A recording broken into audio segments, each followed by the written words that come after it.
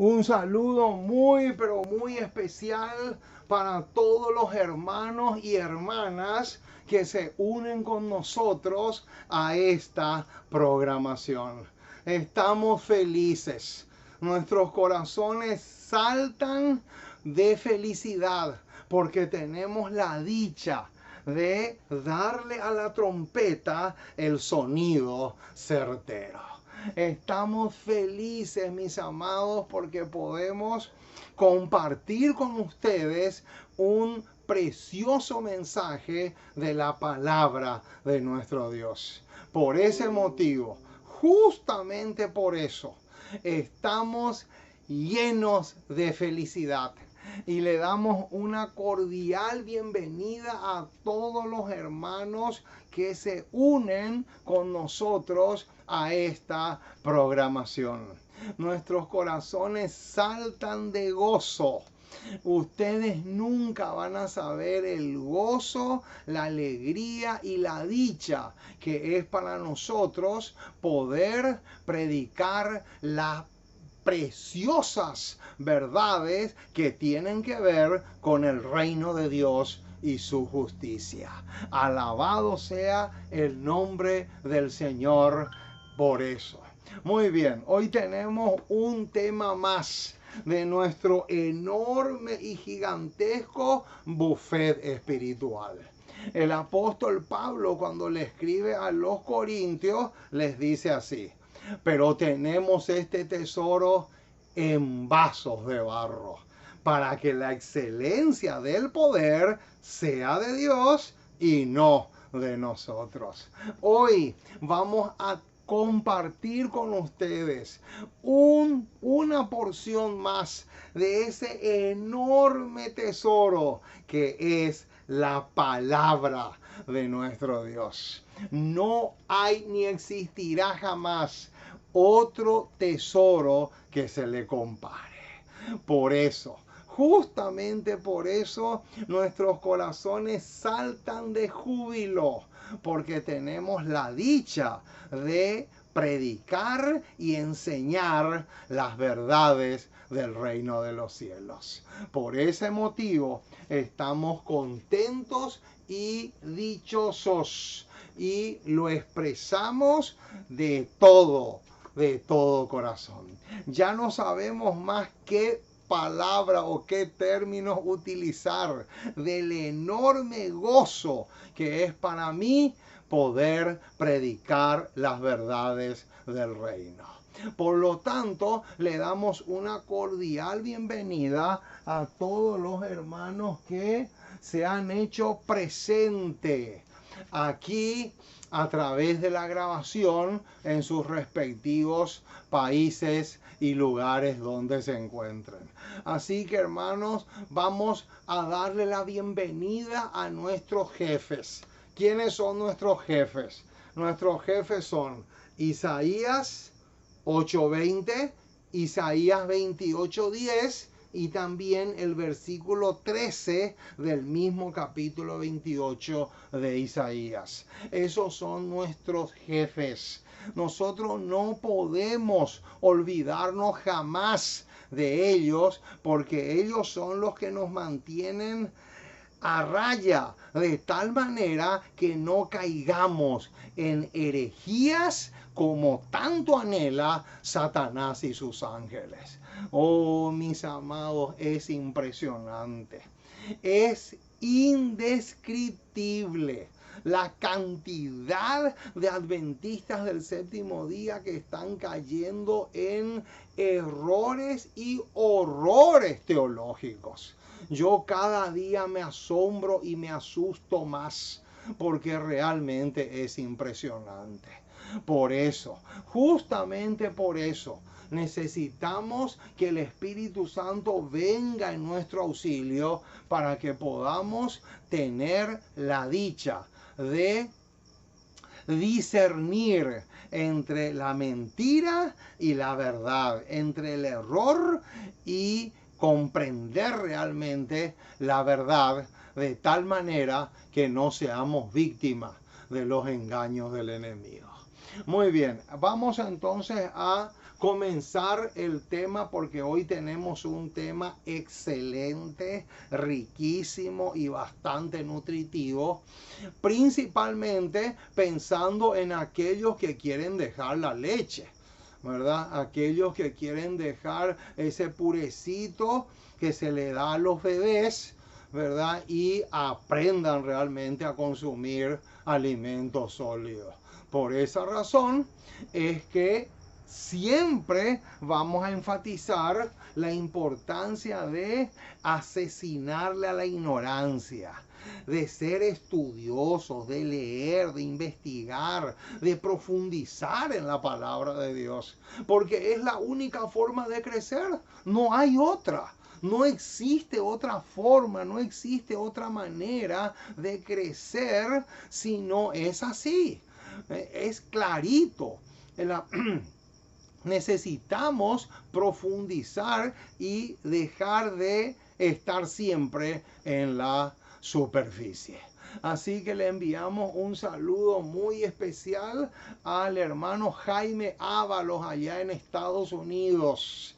Y a su esposa también, que hace poco me enteré que su esposa disfruta también de estos temas que estamos subiendo para su edificación espiritual. Un saludo también al hermano Ismael, él es español pero vive en Estados Unidos. Un saludo muy pero muy excelente. Un abrazo de oso, un abrazo feroz para él y su preciosa familia también. Así que estamos listos, hermanos, para comenzar la prédica de esta noche. Vamos a gozarnos, hermanos, porque hoy tenemos el tema número 353 de nuestro buffet espiritual. Así que vamos a caer de hinojos, vamos a orar para pedirle al Dios del cielo que sople sobre nosotros su espíritu, de tal manera que podamos comprender y discernir cada día mejor lo que Dios quiere para nosotros. Muy bien, vamos entonces a doblar rodillas para clamar al Señor. Oremos. Nuestro Dios y nuestro Padre, una vez más nos acercamos a ti. Queremos darte gracias. Muchísimas, pero muchísimas gracias por tu palabra. Gracias por tus promesas. Gracias por ser tan bueno, misericordioso y paciente para con nosotros. Gracias porque realmente eres extraordinario. No nos alcanzan las palabras para describir lo que tú significas para nosotros. Y te alabamos, te exaltamos, te adoramos. Queremos rendirte el culto que solo tú te mereces por ser la máxima autoridad en el universo. Oh Padre Celestial, dejamos todo en tus manos. Bendice tu palabra al ser predicada en esta noche. Que la misma impacte, que la misma pueda esparcirse y diseminarse por todas partes para beneficio de todos aquellos que quieren dejar la lechita y consumir alimentos sólidos. Oh Señor, nos encomendamos en tus brazos de amor y ayúdanos mucho en cada una de nuestras necesidades, porque te pedimos en el precioso y maravilloso nombre de Jesús. Amén y amén. Muy bien, hermanos, estamos felices porque podemos practicar lo que dice Isaías 58:1 y también Miqueas 3:8. Dos pasajes claves y vitales. Muy bien, estamos contentos, entonces vamos a mirarle a nuestra pizarra para ver el título del tema de hoy. ¿Quién fue el Elías de la Reforma Protestante? Ese es el título del tema que vamos a desarrollar en esta ocasión. ¿Quién fue el Elías de la Reforma Protestante? Esa es la pregunta que tenemos para responder en esta noche. ¿Quién fue el Elías de la Reforma Protestante? ¿Saben una cosa, hermanos? A muchos adventistas yo ya les hice esta pregunta y la mayoría es increíble, pero la mayoría no sabe. La mayoría no sabe, y lo peor de todo es que cuando se le hace una pregunta como esta, empiezan a especular. Y la mayoría dice Lutero. El primero que dicen es Lutero, porque Lutero fue el que encendió una antorcha poderosa, no hay duda de eso, ¿verdad? Pero Lutero no fue el Elías de la Reforma Protestante. Por eso me gustaría que tratemos este tema a la luz de la Biblia y del don profético. Muy bien, vamos entonces a comenzar con el pasaje. Vamos a poner el texto clave acá en la pizarra. El texto clave que tenemos para hoy es Primera de Reyes. Primera de Reyes, capítulo 18, versículo 17 al 19. Ahí está. Primera de Reyes, capítulo 18, versículo 17 al 19 es el texto clave. Con este pasaje vamos a comenzar. De paso, hermanos, le digo, este tema es sola, única y exclusivamente para valientes. ¿Saben por qué? Porque todos los reformadores tuvieron la dicha de vivir segunda de Timoteo 1:7. Porque segunda de Timoteo 1:7 dice, porque no nos ha dado Dios espíritu de cobardía, sino de poder, de amor y de dominio propio. Alabado sea el nombre del Señor. Todos los reformadores fueron valientes. Y si bien es cierto, por ahí le encontramos a un Jerónimo que al comienzo fue cobarde, pero después se enmendó. Después el Espíritu Santo le enderezó y se convirtió en un tremendo defensor de la verdad y terminó mártir como los otros que también murieron por causa de Cristo. Qué tremendo, hermanos. La Reforma Protestante fue una verdadera bomba atómica para el poder papal y para Satanás y sus ángeles también. Entonces, vamos a buscar en nuestras Biblias, en el Antiguo Testamento, vamos a buscar Primera de Reyes. Primera de Reyes, capítulo 18. Primera de Reyes, capítulo 18, versículo 17 al 19. Qué tremendo pasaje, hermano. Estos versículos son de oro puro. Son pepitas de oro para cualquier cristiano que desea emular el ejemplo del Elías del Antiguo Testamento. Dice así el versículo 17 en el versículo 17, sí. Cuando Acab vio a Elías, le dijo, ¿eres tú el que turbas a Israel? ¡Qué tremendo, mis amados! Noten, le echó la culpa al profeta de Dios. de que él era el causante de los problemas que el pueblo de Israel tenía. Imagínense un poco hasta dónde llega el sarcasmo y la hipocresía y la falsedad. Hasta dónde puede llegar la cosa. Versículo 18. Y él respondió: yo no he turbado a Israel, sino tú y la casa de tu padre, dejando los mandamientos de Jehová y siguiendo a los Baales. ¡Qué tremenda respuesta, mis amados! Aquí tenemos una respuesta más que categórica. Aquí tenemos un tremendo hombre de Dios. Aquí tenemos respuestas que valen oro puro. Este versículo tiene es algo que no se puede describir. La riqueza y la grandeza de este pasaje. Ese es el 18. Ahora el 19. Envía pues ahora y congrégame a todo Israel en el monte Carmelo.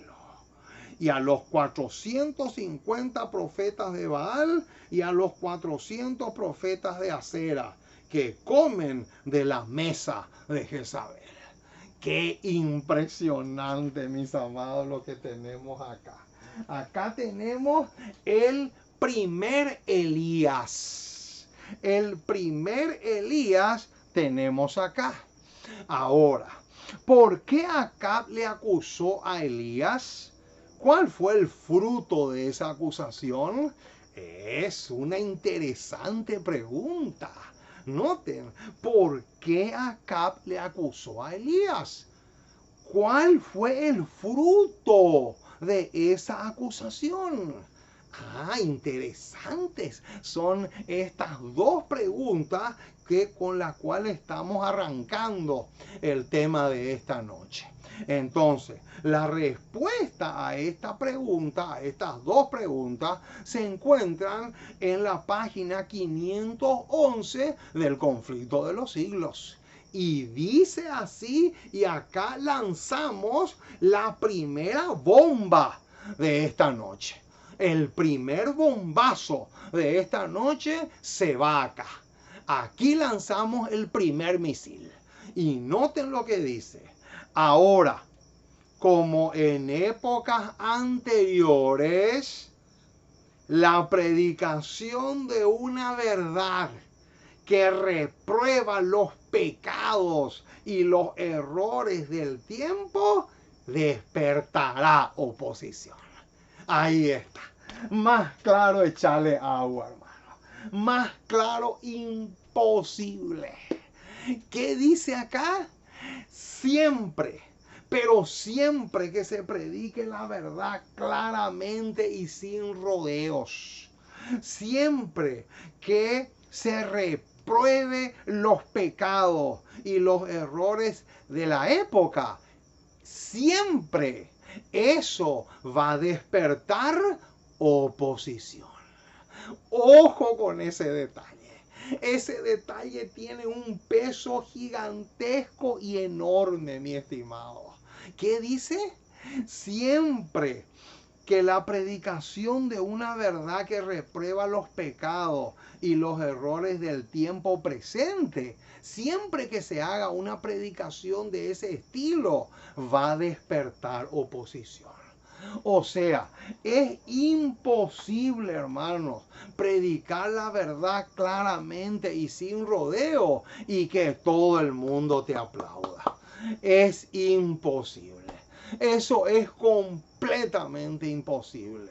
Es imposible ser un predicador amado o ser un predicador que llene estadios, ¿verdad? Así como Billy Graham, Jimmy Swaggart, que fueron predicadores de teleevangelistas y al mismo tiempo recorrían todos los países llenando estadios. Pero si ellos hubieran sido como Elías, era imposible que llenen los estadios que han llenado.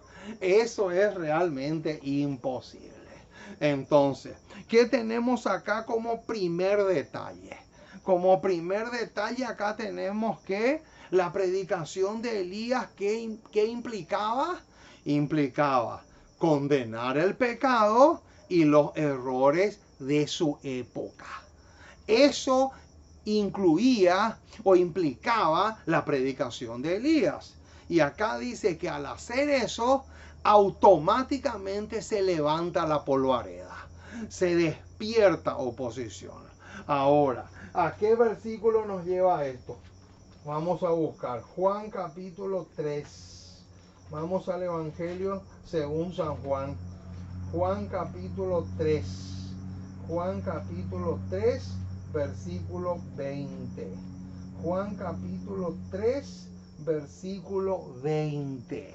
Noten lo que dice este versículo. Porque todo aquel que hace lo malo aborrece la luz y no viene a la luz para que sus obras no sean reprendidas. ¡Qué tremendo, mis amados, lo que dice! Subraye la muerte este pasaje. Este pasaje dice claramente que aquellos que hacen lo malo aborrecen la luz y por lo tanto jamás de los jamases van a disfrutar de que se les reprenda ese pecado o esos errores que estén abrigando. Muy bien, sigue diciendo la cita. Cuando los hombres ven que no pueden mantener su actitud por las sagradas escrituras, muchos atacan, ahí está, atacan el carácter y los motivos de los que defienden las verdades que no son populares. Qué impresionante, mis amados, hasta dónde llega la cosa. ¿Qué dice acá? Acá dice que muchos atacan, ¿qué cosa? El carácter y los motivos de los que defienden las verdades que no son populares. Claro, como no pueden encontrar argumentos bíblicos, entonces lo que hacen es decir, tengan cuidado con ese hombre es peligroso, él divide iglesias, donde se va, él arma líos, a él le gustan los problemas, es un hombre problemático. Hay que tener cuidado, no le den el púlpito a ese hombre porque se va a armar un verdadero desastre si ustedes le invitan a predicar a él. Eso es lo que dicen. ¿Por qué? Porque ellos no tienen argumentos, no encuentran en la Biblia nada que puedan usar en contra de ese hombre, entonces automáticamente condenan el carácter y los motivos del mensajero. Y ahora viene, acá viene la bomba, hermano. Noten lo que dice. Es la misma política que se siguió en todas las edades. Ojo con eso. Esa parte cuando dice en todas las edades incluye Primera de Reyes 18, 17 y 19. Y noten cómo termina. Elías fue acusado de turbar a Israel. Qué tremendo, hermano. Entonces, ¿por qué Acab le acusó a Elías de ser el que perturbaba a Israel? ¿Por qué? Porque Elías condenaba los pecados de moda. Elías condenaba los errores y los horrores del pueblo de Israel. Y por esa razón, Acab lo acusó de perturbador. Y lo mismo va a pasar ahora, y lo mismo pasó siempre, y lo mismo va a ser siempre. Eso no va a cambiar por nada del mundo. Entonces, más claro no puede ser. Ahora, ¿quién fue el Elías de la iglesia primitiva? Noten, hermanos, que estamos quemando etapas. El Elías del Antiguo Testamento fue Elías Tisbita, que aparece en Primera de Reyes 18. Ahora vamos a ver quién fue el Elías de la iglesia primitiva. ¿Quién fue el Elías de la iglesia primitiva? O sea, de la época de los apóstoles, cuando los apóstoles estaban vivos. ¿Quién fue el Elías de la iglesia primitiva? ¿Saben una cosa, hermano? Nosotros estamos muy, pero muy acostumbrados a decir siempre, ¿quién fue el Elías? El Elías ¿quién fue el primer Elías? Automáticamente decimos Elías del Antiguo Testamento. ¿Y quién fue el segundo Elías? Juan el Bautista. Y ahí se acaba. Y el tercer Elías somos nosotros. Está bien, fenómeno. Eso es un lindo paralelo y es verdad. Pero hoy vamos a ampliar un poco ese concepto. Entonces, ahora, ¿quién fue el Elías de la iglesia primitiva? Vamos a Hechos. Hechos capítulo 24.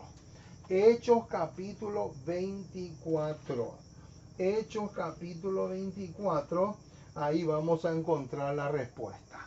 Versículos 12 y 13.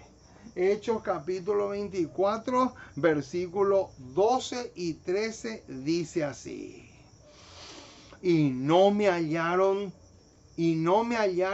disputando con ninguno, ni amotinando a la multitud, ni en el templo, ni en las sinagogas, ni en la ciudad. Ni te pueden probar las cosas de que ahora me acusan. Ahí está. Noten, hermano. Entonces, ¿quién fue el Elías de la iglesia primitiva? El Elías de la iglesia primitiva fue el apóstol Pablo. ¡Qué tremendo! Noten, acá dice que nadie podía probar las acusaciones que le hacían al apóstol Pablo. Ahora, vamos a unir este pasaje con Hechos 23. Hechos 23, versículos 6 y 7. Hechos 23, 6 y 7. Dice así el versículo 6. Entonces Pablo, notando que una parte era de saduceo y otra de fariseo, alzó la voz en el concilio. Varones hermanos, yo soy fariseo, hijo de fariseo.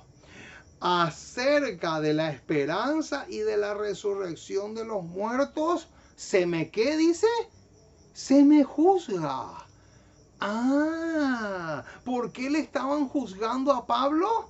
No por criminal, ni asesino, ni por ningún pecado de ese estilo, sino porque él estaba predicando la palabra de Dios. Por eso se le estaba juzgando o acusando, que es lo mismo. Ahora el versículo 7. Cuando dijo esto, se produjo disensión entre los fariseos y los saduceos, y la asamblea se dividió. ¡Qué tremendo detalle, mis amados! O sea que aquí tenemos, con estos dos pasajes, tenemos que el apóstol Pablo fue el Elías de la iglesia primitiva. Subrayen eso porque es importantísimo. Ahora, ¿en qué estaba pensando Elías cuando le dijo a Acab, yo no he turbado a Israel?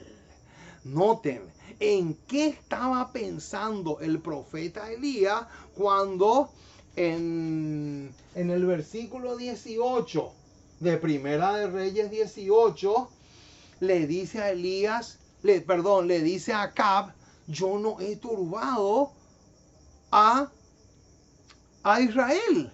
¿En qué estaba pensando? Vamos a buscar varios pasajes.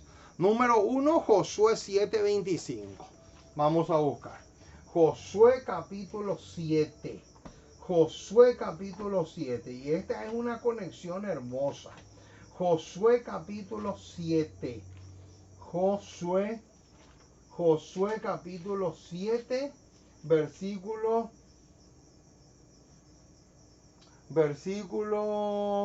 25. Josué capítulo 7, versículo 25. Noten que vamos a responder la pregunta. ¿En qué estaba pensando Elías cuando le dijo a Acab, yo no he turbado a Israel? ¿En qué estaba pensando? Y estos versículos que vamos a leer ahora, que son 3, estos versículos van a arrojar luz sobre esta pregunta. Noten lo que dice el versículo 25. Y le dijo Josué, ¿por qué nos has turbado? Noten, hermanos, qué tremendo. ¿Por qué nos has turbado? Esta pregunta en este capítulo Josué le hace a Acab. ¿Por qué? Porque Acab había codiciado el lingote de oro, el lingote babilónico. Acab había caído en el pecado de la codicia. Y por esa razón Josué le dice, ¿por qué nos has turbado? Túrbete Jehová en este día. Y todos los israelitas los apedrearon y los quemaron después de apedrearlos. ¡Qué tremendo, hermano! O sea que cuando Elías le dice a Acab, yo no he turbado a Israel, lo que le está diciendo en otras palabras es, yo no transgredí ninguno de los mandamientos de Jehová.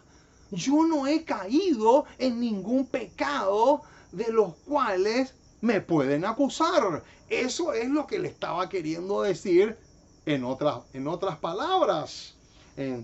Entonces, a este pasaje, a Josué 7:25, le vamos a agregar 2 ingredientes más. Noten lo que dice Josué 6, ahí cerquita. Josué capítulo 6, versículo 18. Josué capítulo 6, versículo 18. Noten lo que dice, hermano. Pero vosotros, guardaos del anatema. Ni toquéis, ni toméis alguna cosa del anatema, no sea que hagáis anatema el campamento de Israel. Y noten cómo termina. Y lo turbéis. Ahí está. Lo turbéis. Qué tremendo, hermano. Noten lo que dice. No sea que ¿qué? Que turben todo el campamento de Israel. O sea que la palabra turbar, que aparece aquí en los 2 pasajes que ya leímos, es sinónimo de transgredir la ley de Dios, caer en pecado. A eso es lo que nos está conduciendo estos pasajes. Y hay otro más. Noten Primera de Crónicas 2:7. Noten que en Primera de Crónicas 2:7 vamos a encontrarnos con la misma cosa. Primera de Crónicas, capítulo 2, verso 7. Primera de Crónicas, capítulo 2, verso 7 dice así: hijo de Carmi fue Acán. El que, ¿qué dice? El que perturbó a Israel. ¿Por qué? Porque prevaricó en el anatema. Qué tremendo este detalle, hermano.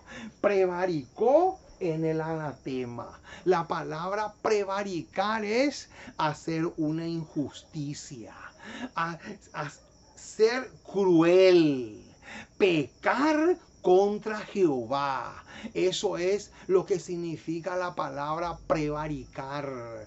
Es una injusticia, pero en contra de Jehová. Qué tremendo, hermano.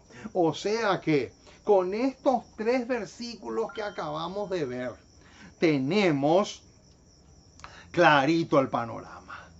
Perturbar es sinónimo de pecar contra Jehová. Más clarito, imposible. Ahora, qué luz potente arroja Ezequiel, el profeta Ezequiel, en relación a la conversación entre Acab y Elías.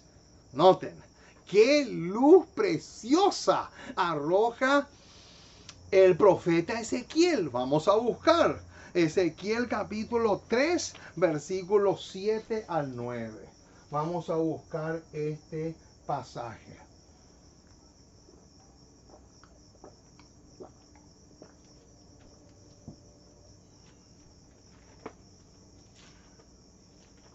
Ezequiel capítulo 3, versículo 7 al 9.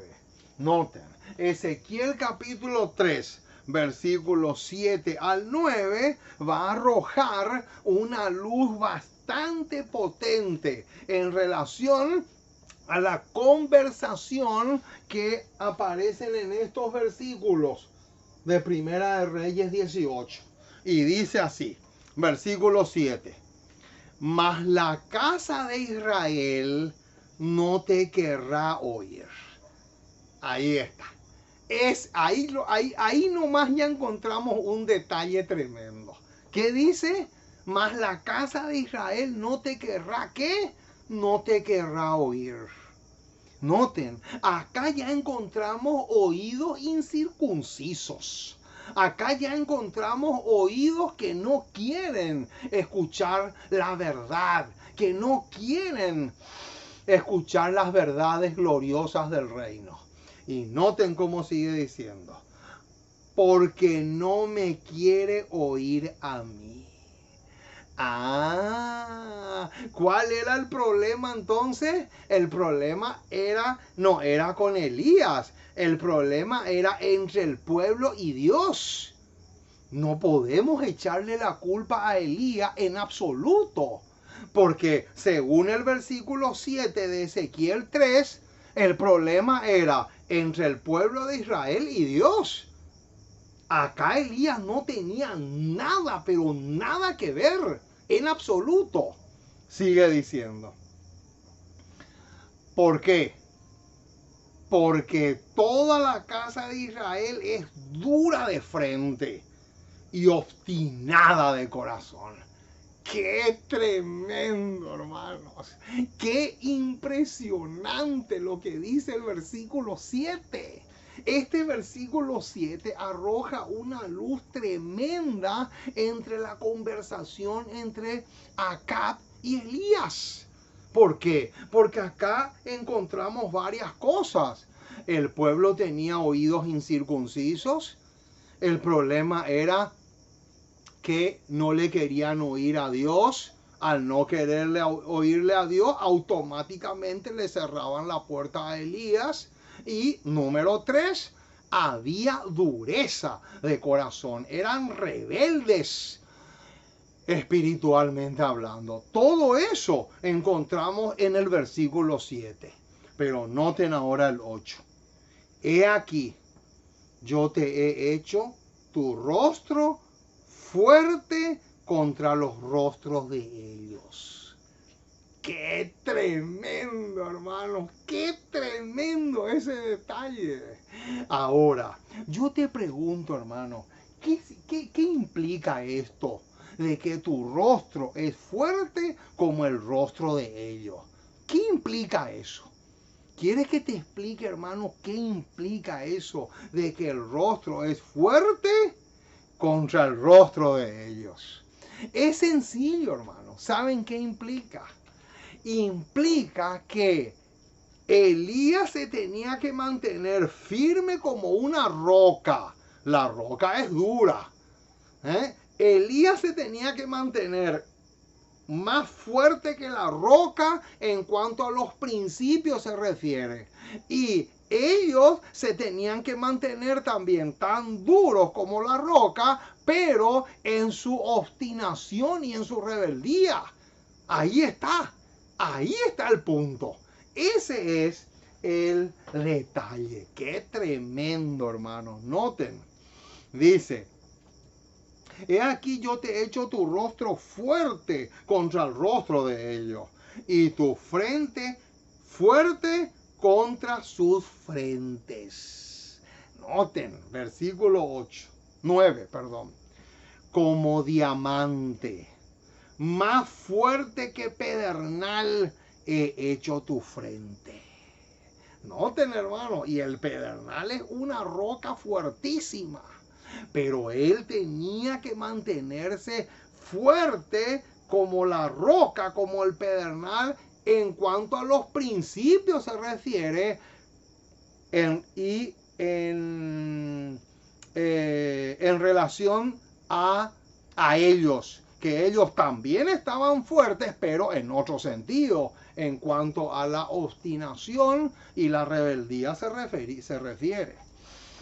Dice: no los temas, ni tengas miedo delante de ellos, porque son casa rebelde. Qué tremendo, hermano. Se dan cuenta cómo estos 3 versículos que acabamos de leer de Ezequiel 3 arroja una linda luz en relación a Primera de Reyes 18, 17 al 19. Ahora, otro detalle interesantísimo. ¿Qué luz potente arroja Jeremías en relación a este enfrentamiento entre Acab y Elías? Ya vimos lo que dice Ezequiel. Ahora vamos a ver lo que dice el profeta Jeremías. Vamos al capítulo 1 de Jeremías. Jeremías capítulo 1. Vamos a ver qué encontramos acá. Jeremías capítulo 1, versículo 16. Jeremías 1, 16 dice así: y a causa de toda su maldad, proferiré mis juicios contra los que me dejaron e incensaron a dioses extraños y la obra de sus manos adoraron. Ahí está. Noten, este pasaje también es muy, pero muy parecido al que leímos del profeta Ezequiel. Pero hay otro más, y es Jeremías 15:20. Vamos a buscar. Jeremías capítulo 15, versículo 20. Dice así: y te pondré en este pueblo por muro fortificado de bronce. Noten, el bronce es durísimo. Y pelearán contra ti, pero no te vencerán. Porque yo estoy contigo para guardarte y para defenderte, dice Jehová. ¡Qué espectáculo, mis amados! Aquí tenemos otro pasaje que también arroja luz sobre la conversación o el enfrentamiento entre Elías y el rey Acab. Ahora, ¿qué luz arroja Isaías? Vamos a buscar. Isaías capítulo 50. Isaías capítulo 50. Isaías capítulo 50, verso 7. Es muy parecido a lo que dice Ezequiel. Isaías capítulo 50, versículo 7. Incluso Isaías va a usar la misma figura que el pedernal, que también usó, esa figura también usó el profeta Ezequiel. Noten lo que dice el versículo 7. Porque Jehová el Señor me ayudará. Por tanto, no me avergoncé.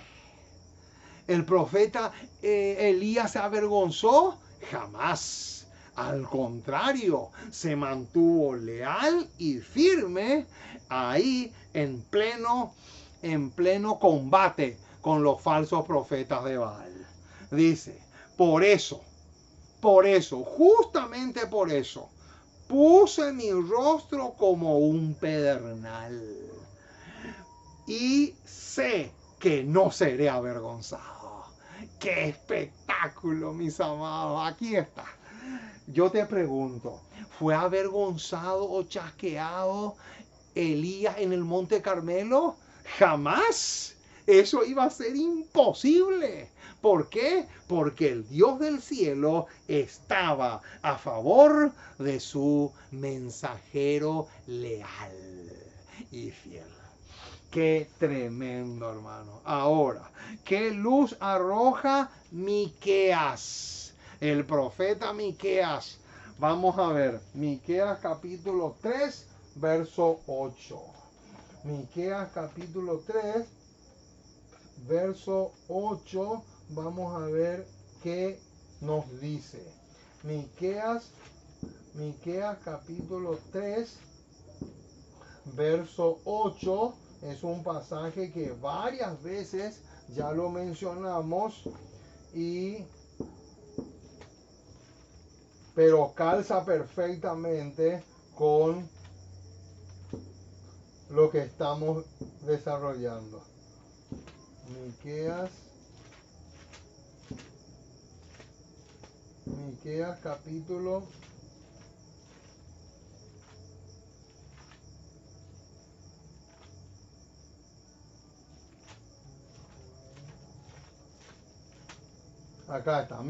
capítulo 3, verso 8.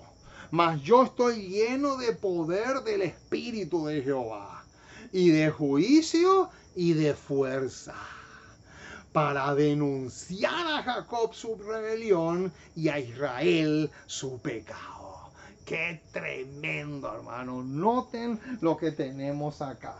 Este también arroja luz sobre la conversación entre Elías y el rey Acab.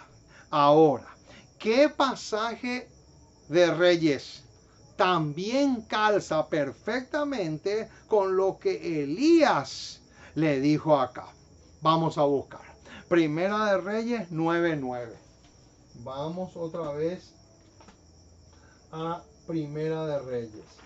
Primera de Reyes capítulo 9, verso 9. Primera de Reyes capítulo 9, verso 9 dice así: y dirán, por cuanto dejaron a Jehová su Dios. Noten, no es esto lo mismo que Elías le dice a Acab, es lo mismo. Noten, por cuanto dejaron a Jehová su Dios, que había sacado a sus padres de tierra de Egipto, y echaron mano a dioses ajenos, y los adoraron y los sirvieron. Por eso ha traído Jehová sobre ellos este mal. Noten, díganme si este versículo 9 no es un reflejo perfecto de esta conversación que aparece en Primera de Reyes 18, 17 en adelante. Ahora, ¿qué relación en relación al versículo 19? En relación al versículo 19, o sea, este que está acá. ¿Qué luz arroja Ezequiel en relación a los profetas de Baal? Vamos a buscar eso. Vamos a buscar Ezequiel capítulo 13. Ezequiel capítulo 13, Volvamos otra vez a Ezequiel. Ezequiel capítulo 13, verso 3. Ezequiel capítulo 13, verso 3. Solamente el 3. Ezequiel capítulo 13, verso 3 dice así. Ay de los profetas insensatos. ¿Qué característica tenían los profetas de Baal? Acá está. Ezequiel dice que eran insensatos. Noten que andan en pos de su propio espíritu. Noten qué tremendo. Y nada han visto. Acá está. O sea, que si alguien en algún momento, cuando ustedes están dando un estudio bíblico o en cualquier momento, si alguien les hace una pregunta y les dice, ¿cómo usted demuestra que los profetas de Baal eran falsos? Llévale a este pasaje. La mejor recomendación que te puedo dar. Ezequiel 13:3 arroja luz sobre y da tres características de los profetas de Baal. Entonces, Ezequiel 13:3 explica cuáles eran las características de los profetas de Baal. Tremendo ese detalle. Y también tenemos, ahora sí llegamos a lo que escribimos acá en la pizarra. ¿Quién fue el Elías de la Reforma Protestante? Qué tremendo, hermano. Ahora se viene el bombazo. Conflicto de los Siglos, página 111. Alabado sea el nombre del Señor por esta cita. Esta cita tiene mucha polvareda, mis amados. Esta declaración es demasiado espectacular. Y dice así: la ciudad de Praga se vio nuevamente amenazada por un conflicto sangriento.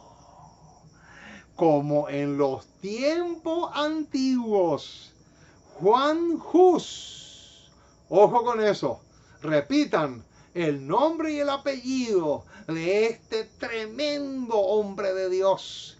¿Quién era? ¿A quién nos estamos refiriendo? Nada más y nada menos que al predicador de Praga, a Juan Hus.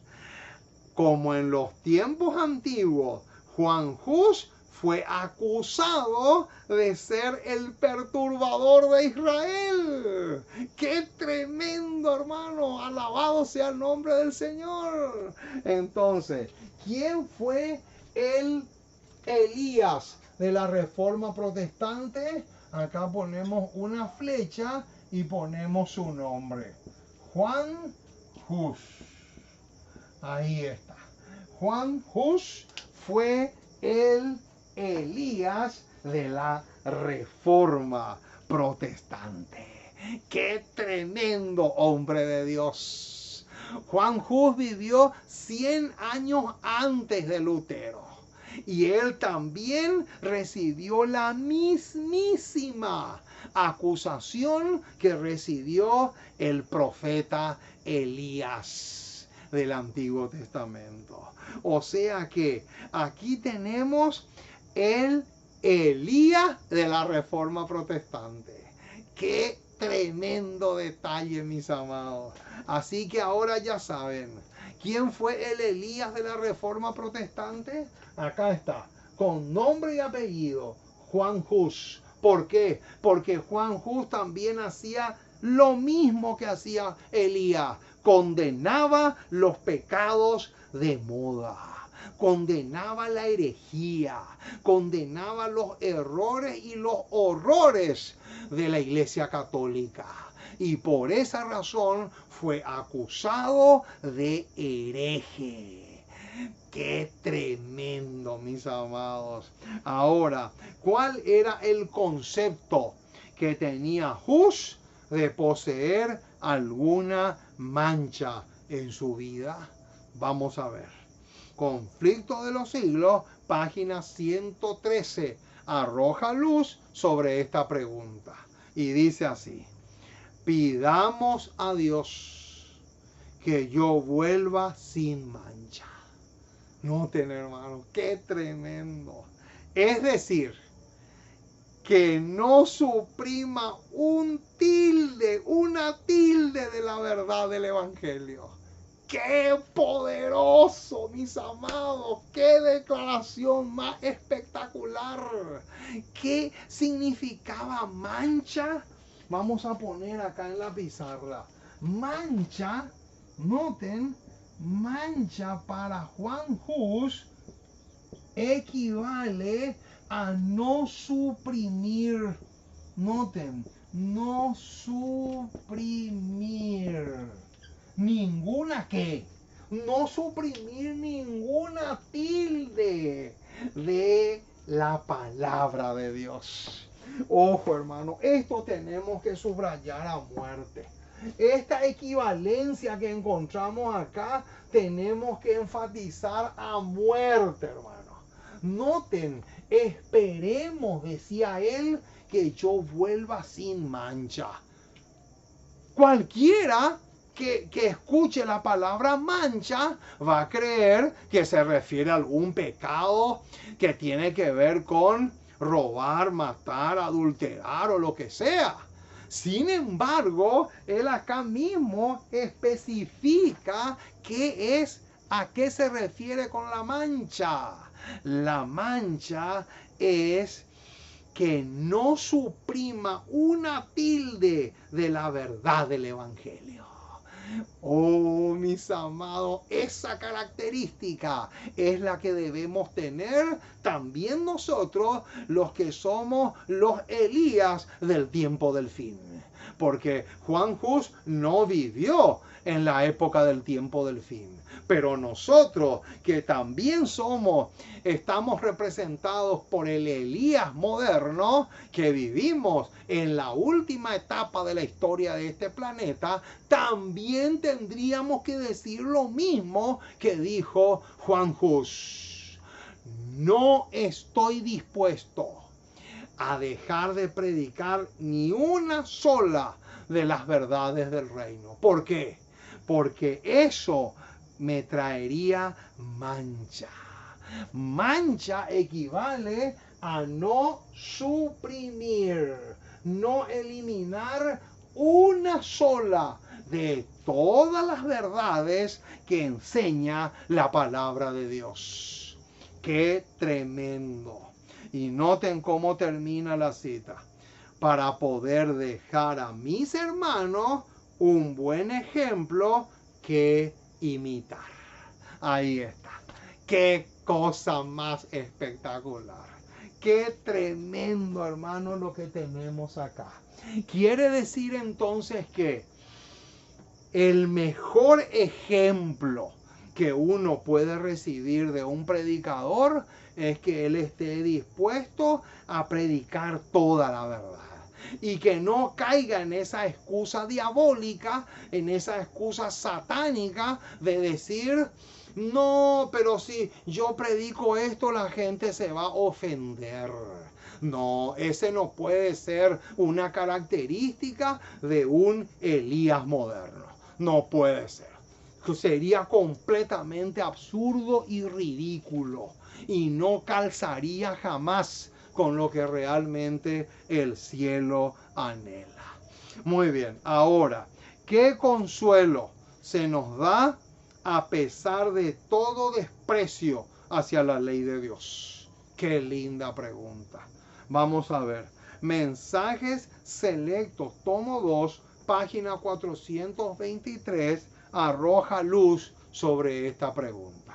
Dice, mientras el desprecio que se coloca sobre los mandamientos de Dios induce a muchos a suprimir la verdad, ojo con eso, los que son fieles mantendrán en alto las verdades distintivas. Alabado sea el nombre del Señor. ¿Qué dice? Noten, hermanos, qué cosa más espectacular. Acá dice que los fieles mantendrán en alto las verdades distintivas. No podemos estar ocultando, hermanos, las verdades que nos hacen un pueblo distinto.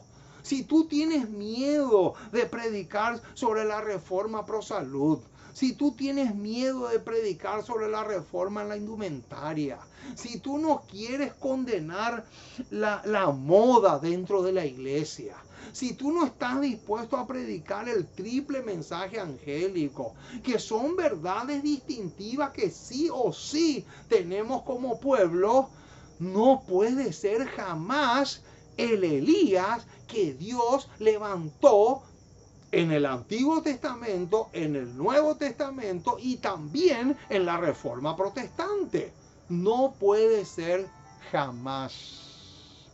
Ahora, ¿cuál es la tremenda advertencia que todo el cielo nos hace a nosotros? Acá está. Ojo con esto. Mensajes Selectos, tomo 2, página 424. Y esta es una advertencia fuerte, hermano. Y es para todos. Noten lo que dice. No hay que ocultar la verdad. No hay que negarla ni disfrazarla, sino que hay que reconocerla plenamente y proclamarla con osadía. Ahí está. Más claro, imposible, hermano.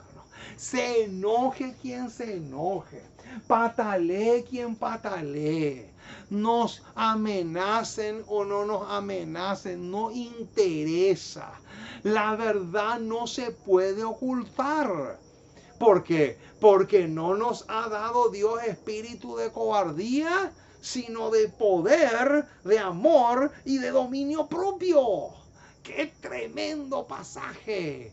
Eso es lo que necesitamos. Oh, mis amados, créanme que me gocé y mucho compartiendo con ustedes este tema. Que Dios les bendiga rica y abundantemente. Hasta aquí llegamos por hoy. Vamos a seguir adelante a pesar de todos los obstáculos y problemas que tenemos. Si están dispuestos a apoyarnos, va a ser muy bienvenido, hermano, porque realmente es impresionante la cantidad de obstáculos que tenemos. Así que si están dispuestos a apoyarnos, pónganse en contacto con nosotros. Envíennos sus ofrendas voluntarias o sus diezmos, para que de esa manera podamos seguir adelante. Nosotros usamos la ofrenda o los diezmos, nosotros usamos para pagar el internet, porque si no tenemos internet no podemos predicar.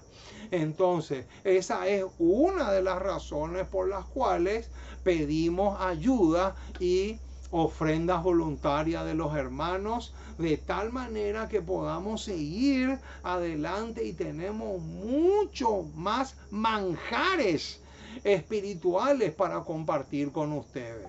Pero qué lindo sería que nos puedan apoyar económicamente para los gastos que tenemos, porque siempre los hay. Por lo tanto, que Dios te bendiga rica y abundantemente. Y vamos a orar para terminar. Vamos a pedirle al Dios del cielo que Él grabe este mensaje en nuestros corazones de tal manera que podamos convertirnos en los Elías del tiempo del fin. Así como hubo un Elías en el Antiguo Testamento, así como hubo un Elías en el Nuevo Testamento, así como hubo un Elías en la iglesia primitiva, y así como hubo Elías en diferentes etapas de la historia, así también hoy Dios quiere levantar hombres y mujeres que tengan el mismo espíritu que tuvo el profeta Elías. De tal manera que podamos cumplir con ese desafío que el Dios del cielo tiene para nosotros. Que Dios te bendiga mucho y vamos a orar para concluir la programación de esta noche. Oremos. Nuestro Dios y nuestro Padre, una vez más nos acercamos a ti. Queremos darte gracias. Muchísimas gracias por tu palabra. Gracias por tus promesas. Gracias por tener misericordia de nosotros, porque realmente eres bueno y maravilloso. Te queremos pedir que nos acompañes, que puedas ayudarnos mucho. Te necesitamos enormemente. Solo no podemos. Que el Espíritu Santo pueda grabar este tema en nuestros corazones, porque te pedimos en el precioso y maravilloso nombre de Jesús. Amén y amén.